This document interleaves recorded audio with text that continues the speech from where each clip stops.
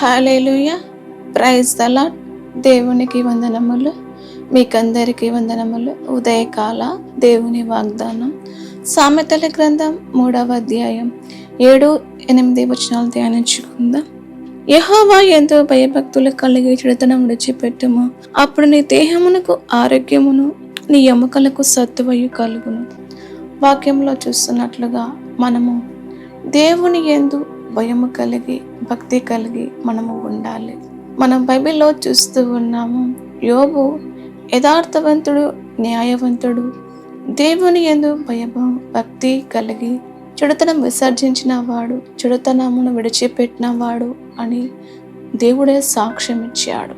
అతడి వంటి వాడు దేశంలో లేడు అని దేవుడు సెలవిచ్చాడు.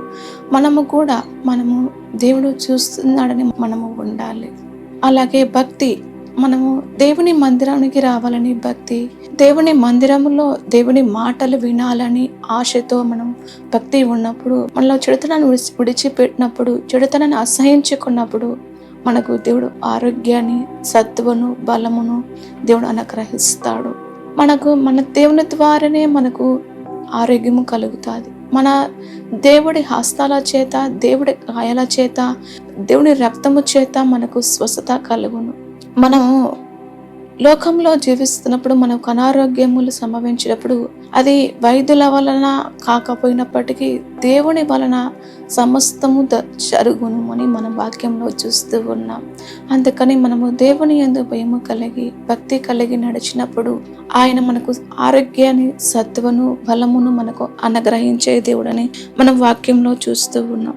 దేహమునకు ఆరోగ్యము, సత్వయు మనకు అనుగ్రహించే దేవుడు. దేవుడి వాగ్దానం నెరవేర్చును కాక. ఆమె ప్రార్థన. పరిశుద్ధుడా తండ్రి, నీకు వందనాలు, స్తోత్రములు ప్రభువా.